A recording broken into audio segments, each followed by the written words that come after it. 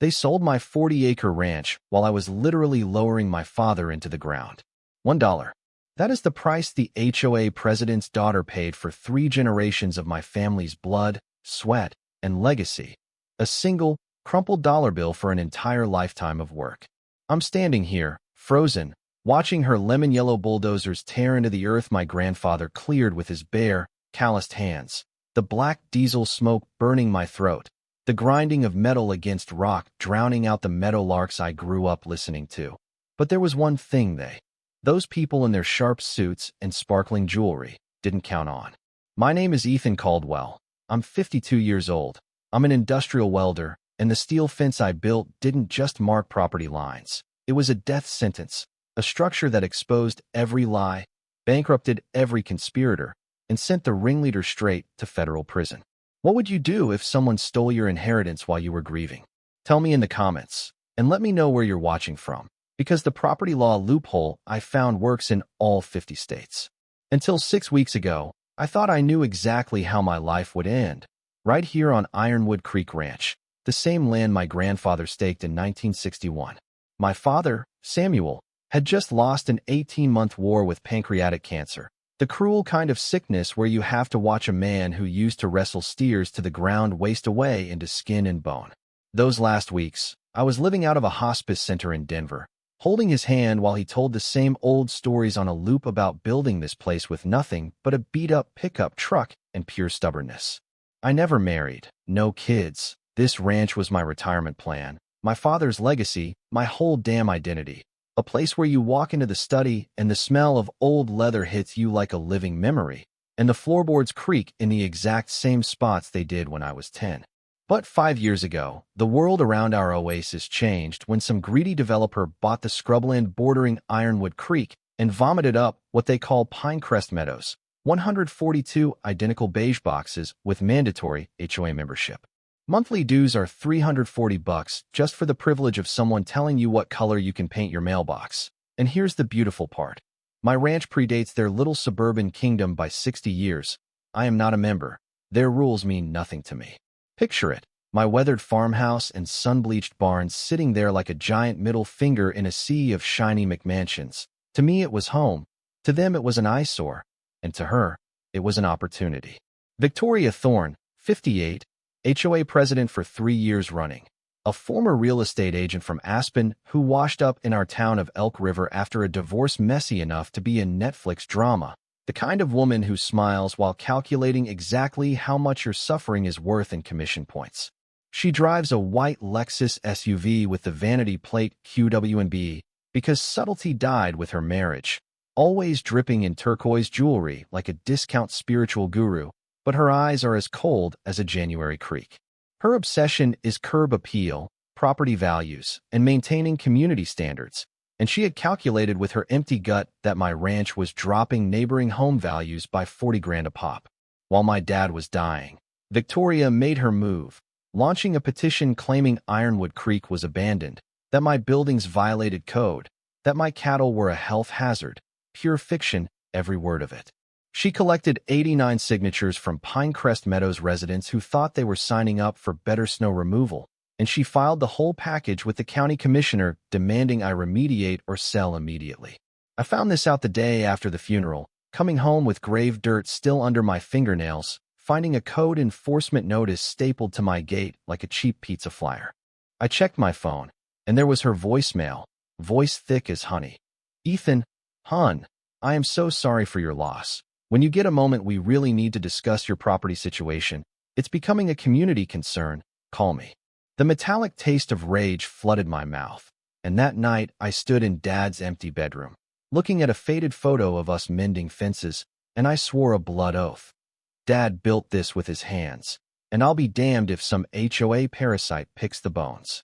2 weeks after burying Dad, a certified letter arrives claiming a 1987 easement gives the HOA shared access to the creek running through my north pasture, demanding I allow landscaping crews onto my land to maintain the riparian zone. Fancy words for planting decorative rocks and Instagram-worthy flowers. They cited state statutes that sounded official, but they were applying them completely wrong, like quoting Shakespeare to order a Big Mac. I drove to the county clerk's office in Castle Rock, a building smelling of old paper and burnt coffee. And after 3 hours squinting at microfiche that hadn't been updated since the Reagan administration, I found the truth. That easement was for a gas company. It expired in 2002. Victoria's claim was total fiction. But I didn't stop there. I filed a Freedom of Information Act request for all HOA correspondence with county officials, and what I got back was pure gold. Victoria had been coordinating with a county planner named Greg Miller for 8 months. He was tipping her off on inspection schedules. She was timing complaints right before crews showed up. Then I found the smoking gun email. Once we establish access, the rest is easy. He'll sell or we'll foreclose. Foreclose on what? I don't owe the HOA a dime. My ranch is paid off. There is no legal mechanism for foreclosure, unless they were planning to create one. I'm sitting in my truck outside the county building, hands shaking, when I see the white Lexus, QW&B, pull into the coffee shop across the street. Victoria steps out meeting a tall guy in a county polo, Greg. They're laughing, actually laughing, clinking expensive lattes like old friends celebrating a heist. The arrogance was almost beautiful in a twisted way. They thought I was too grief-stricken or too stupid to notice. That night, I started digging into Victoria's family, and I found her daughter, Madison Thorne, 31, a failed wellness influencer who just crawled back from Los Angeles with massive student debt, living in her mom's basement. On Madison's Facebook, a post from 3 days ago made my blood run cold. A photo of her standing on my east pasture, arms wide like she's auditioning for a yoga retreat, caption reading, "Excited for my new entrepreneurial venture, future site of Serenity Haven Wellness Center and Retreat." She's standing on my land, my father's land. This isn't about property values. This is theft, planned, coordinated, premeditated theft. The next night, I walked my perimeter and found orange survey stakes planted along my fence line, marked SHLLC. I yanked one out and found a paper caught on the wire. A business permit application in Madison's name for a 12-cabin retreat on a newly acquired 40-acre parcel, Lot 0B of Pinecrest Meadows. Lot 0B doesn't exist, but the legal description matches Ironwood Creek word for word. The wind picked up, carrying the smell of sage and cold earth, and I stood there holding that orange stake like a weapon, realizing they aren't planning to steal my ranch. They think they already have. I didn't call anyone, didn't confront them. Instead, I called Marcus, my cousin in D.C., a title insurance investigator and the smartest guy I know when it comes to fraud. His advice was surgical. Don't tip your hand. If they think you're clueless, they'll keep moving and they'll get sloppy. Overconfident people always do. Document everything. Build a timeline so airtight they can't wriggle out. That night, I turned a corner of the barn into a war room, pinning documents to plywood walls, connecting names with red string. But the real shock came on day 23 after the funeral, a new entry on the county records, quit claim deed. Samuel Caldwell, deceased, to Pinecrest Meadows HOA, consideration, $1. Filed by Victoria Thorne as authorized agent. They forged my dead father's signature. My hands shook so hard I nearly dropped the phone. The forgery was smooth, confident, perfect, while Dad's real signature was shaky from chemo tremors. I took the evidence to Deputy Hayes, who sighed and gave me the standard line. "Son, this is a civil property dispute. We don't handle deed forgery unless the DA gets involved." I scraped together my last $2,500 to hire Elena Russo, a sharp, no-nonsense attorney. She told me unwinding this deed would cost $40,000 and take 18 months, money I didn't have. But she saw the desperation in my eyes. "There's another way," she said. "We let them think they won, let them dig the hole deeper, then we collapse the whole thing at once." 2 days later, an eviction notice was taped to my door. Vacate within 72 hours. A handwritten PS in blue ink. "We're happy to discuss purchasing your equipment and livestock at fair market value. Let's end this amicably." The audacity was breathtaking. I didn't respond. I called Brody, a welder buddy I've known for 15 years. "I need a fence," I told him. "Wrought iron, 12 feet tall, with a message she will never forget." Brody laughed. "What kind of message?" "A legal one," I said, "etched into the steel, so she sees it every time she looks out her kitchen window for the rest of her miserable life." Brody showed up at dawn with a truck loaded with steel and a grin that said he knew exactly what kind of beautiful chaos we were about to create. We worked like maniacs for 2 days, erecting 1,200 linear feet of wrought iron fencing along the property line, powder-coated matte black, posts sunk 4 feet deep, every measurement code compliant, every permit approved. But here is the kicker.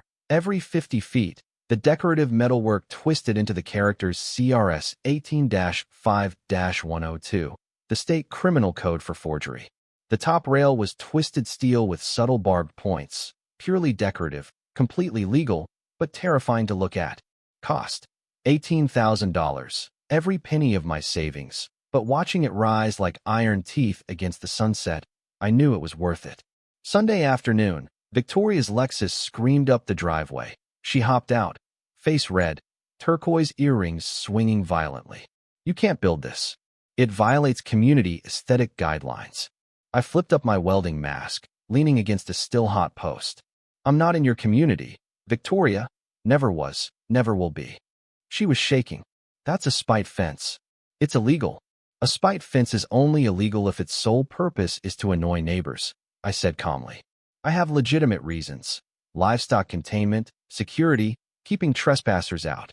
I let the word trespassers hang in the air. "State law allows agricultural fences up to 15 feet. I stopped at 12. Want to measure it?" She stormed off, tires spinning gravel. 2 days later, an inspector arrived, measured, checked welds, and shook his head in admiration. "It's entirely on your property, and honestly, it's gorgeous work." Victoria watched from 50 yards away, snapping photos. That's when the war truly began. Wednesday morning, my kitchen tap ran dry. I hiked to the shared water line from the 70s and found the valve, on land Victoria now claimed was hers, chained shut with a shiny new padlock. I had to haul water in tanks for the cattle, but her cruelty backfired. Residents of Pinecrest Meadows, actual homeowners, started approaching me.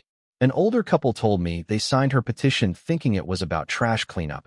They had no idea she was stealing land.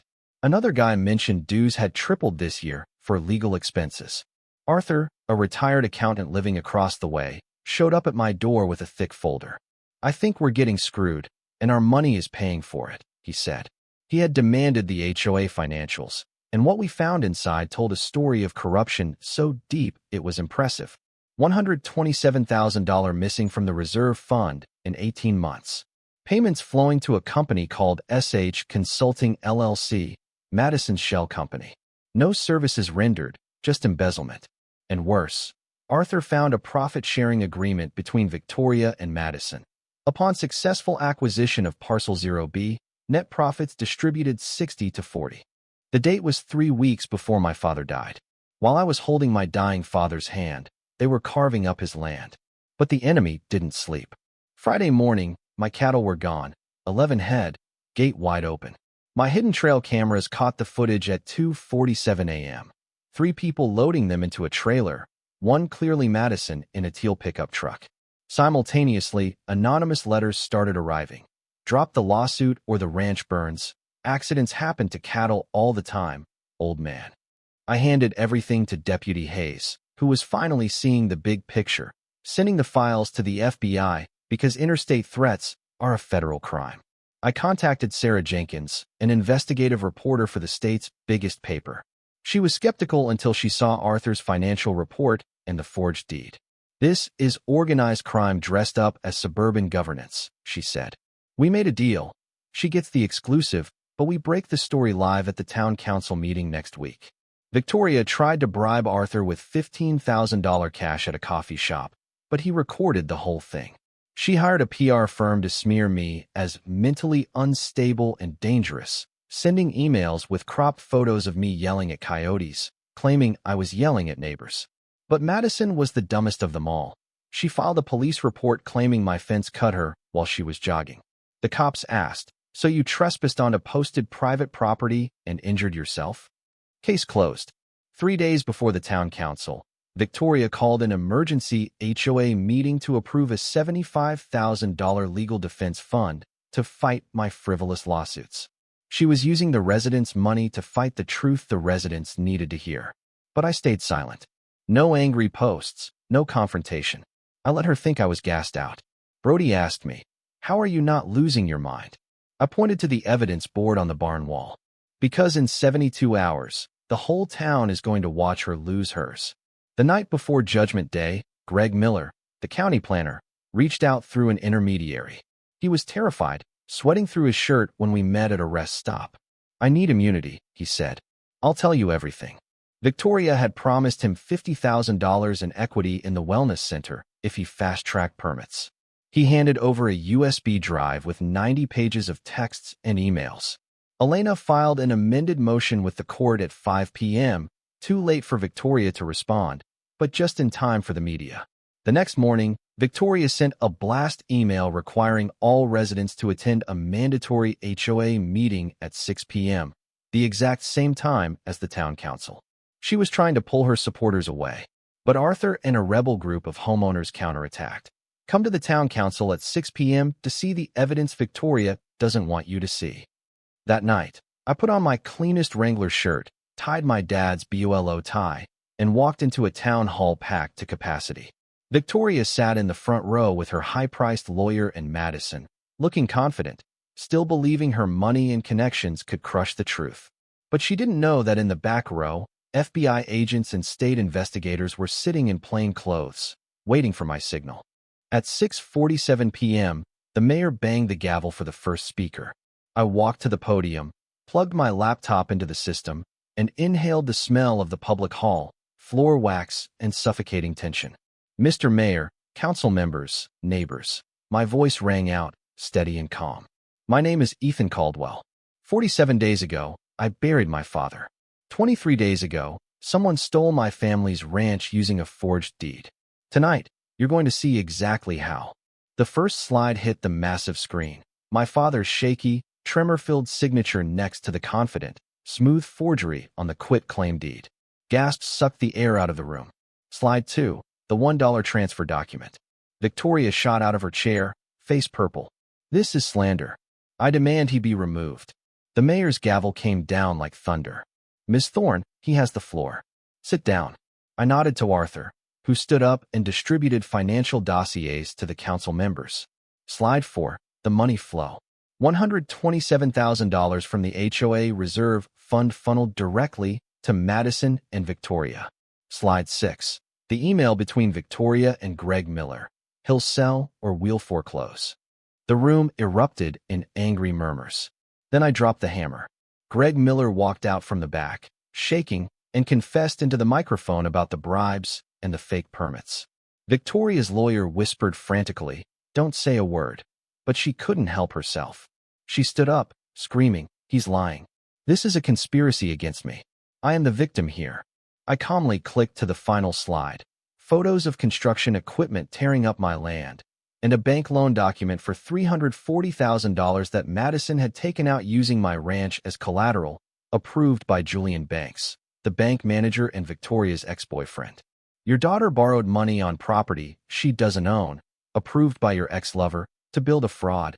I said into the mic, "That is not an HOA dispute. That is organized crime." That was the cue. The FBI agent stood up. "Ms. Victoria Thorne, Ms. Madison Thorne, we have federal warrants for wire fraud, conspiracy, and racketeering." Madison tried to bolt for the side door, but deputies tackled her, the click of handcuffs cutting through the chaos of camera flashes and shouting. Victoria was screaming as they dragged her out, playing the victim until the very last second. I stood there on the podium, watching it all, feeling no joy, just an infinite, heavy relief spreading through my chest. I put up one last image, Ironwood Creek Ranch at sunset. "I want my home back," I said, "and I want to make sure no one ever has their legacy stolen while they are burying their father." The entire hall stood up, a thunderous ovation that shook the floorboards. After that night, justice came fast like a summer storm. Victoria got 7 years in federal prison and was ordered to pay $2.1 million in restitution. Madison got 4 years. The banker and the planner both went to jail and lost their licenses forever. The deed was voided, and ownership was restored to me that same week. I used the settlement money from the RICO lawsuit, nearly $2 million, to restore the ranch. I built a modern barn, but I kept that iron spite fence, and every 100 feet, I added brass plaques engraved with property rights laws, turning it into a legal monument that law students now visit on field trips. I established the Samuel Caldwell Legacy Fund, using the money to provide legal aid for families fighting HOA overreach. The neighborhood of Pinecrest Meadows transformed. The neighbors who once shunned me are now regulars at my summer barbecues. The smell of oak smoke, the sound of kids playing by the creek, and the sweet taste of freedom. That is what a real community feels like. 1 year later, I'm standing here leaning against the iron fence, watching the sun dip behind the mountains. Sarah, the reporter who is now a very significant part of my life, hands me a hot coffee. They thought stealing my home would be easy, but it turns out some things are worth burning the world down to protect. When you fight with truth and patience, you don't just win, you build something better. But this story leaves me with a question that haunts me every time I look at the code etched in the steel. Is justice only for those who can afford to fence out the world and hire the best lawyers? If I hadn't been a welder, if I hadn't found those files, would I be just another silent victim swallowed by someone else's greed? Is the law a shield, or is it just a weapon for whoever holds it tighter? Let me know what you think, and don't forget to subscribe, because the fight for the little guy isn't over yet.